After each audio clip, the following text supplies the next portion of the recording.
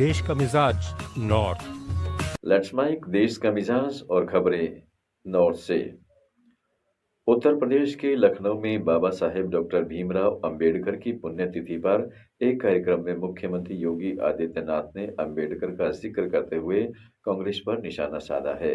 उन्होंने कहा, बाबा साहेब भीमराव अंबेडकर ने उस समय भी हमें सभी खतरों से आगाह किया था। याद कीजिए, उन्होंने एक बयान दिया था। मैं एक बात कहना चाहता हूं, उस समय एक वरिष्ठ कांग्रेस नेता जो कांग्रेस अध्यक्ष रहते हुए 1923 में वंदे मातरम गाने से इनकार कर दिया था। बाबा साहेब ने तब तीखी टिप्पणी की थी, जो व्यक्ति भारतीय भूमि पर जन्म लेता है, भारत का लाभ उठाता है, फिर भी इस भूमि को पवित्र नहीं मानता, ऐसे व्यक्ति के बयान भारत के लोगों के लिए हित में कभी नहीं हो सकते। एक बात जरूर कहना चाहूंगा, जब उस समय कांग्रेस के एक बड़े नेता ने, जिन्होंने 1923 में वंदे मातरम गाने से इनकार कर दिया था, कांग्रेस के अध्यक्ष के रूप में रहते हुए, और जब वह अंतिम समय उनका आया तो उन्होंने इच्छा व्यक्त की थी कि मेरी इच्छा है कि मैं यरूशलेम में मरूं। बाबा साहब ने तब एक टिप्पणी की थी कि लेट्स माइक देश का मिजाज नॉर्थ।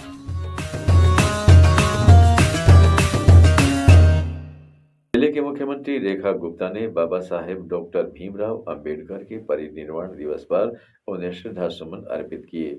उन्होंने कहा है कि बाबा साहेब अंबेडकर का परिनिर्वाण दिवस है और हम सबका सौभाग्य है कि बाबा साहेब ने अपने परिनिर्वाण के लिए इस पवित्र जगह को चुना।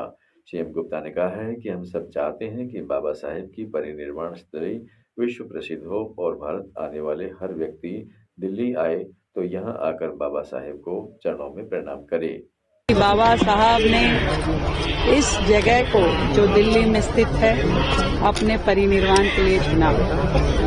और ये जो हमारा केंद्र है, जो पंच तीर्थ जो आदरणीय देश के प्रधानमंत्री नरेंद्र मोदी जी ने बाबा साहब के सम्मान में समर्पित किए, उनमें से एक है। हम चाहते हैं कि ये परिनिर्वाण स्थली जो है बाबा साहब की, ये विश्व में विख्यात हो और हर व्यक्ति जो भारत। शिवसेना सांसद प्रियंका चतुर्वेदी ने इंडिगो एयरलाइंस की उड़ानों में लगातार देरी और रद्द होने को लेकर सरकार पर निशाना साधा है। उन्होंने कहा है कि पिछले 3 दिनों से जो हालात बने हुए हैं, उससे साफ पता चलता है कि इंडिगो ने 60% से ज्यादा मार्केट शेयर के साथ पूरे बाजार पर कब्जा जमा लिया है। इसलिए यात्रियों को जो परेशानी हो रही है, वह बेहद दुर्भाग्यपूर्ण है।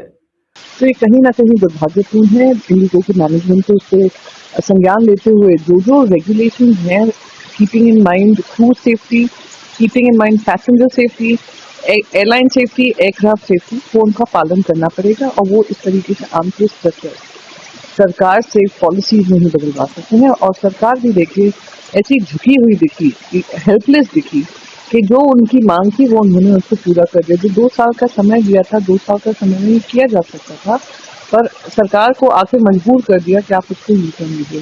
तो आने वाले समय में ये एक।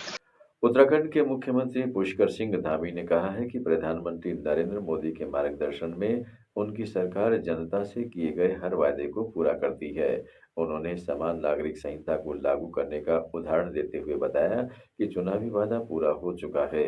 शीतकालीन 4 धाम यात्रा को लेकर सीएम धामी ने बताया कि इस बार बहुत पहले से तैयारी शुरू कर दी गई थी ताकि यात्रियों को कोई परेशानी ना हो।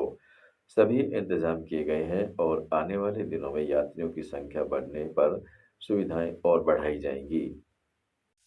आप सुन रहे थे let's mike more than radio. Follow कीजिए हमें हमारे सोशल मीडिया प्लेटफॉर्म्स पर। It's time for news. It's time for More Than Radio. Presenting the first radio news app, Let's Mic. Let's Mic, a news-based app on your phone where you get to watch and listen news, talk shows, interviews, radio show podcasts. On Let's Mic, you get all relevant information of TV, print, radio, podcast and digital. Let's Mic talks about every segment of life.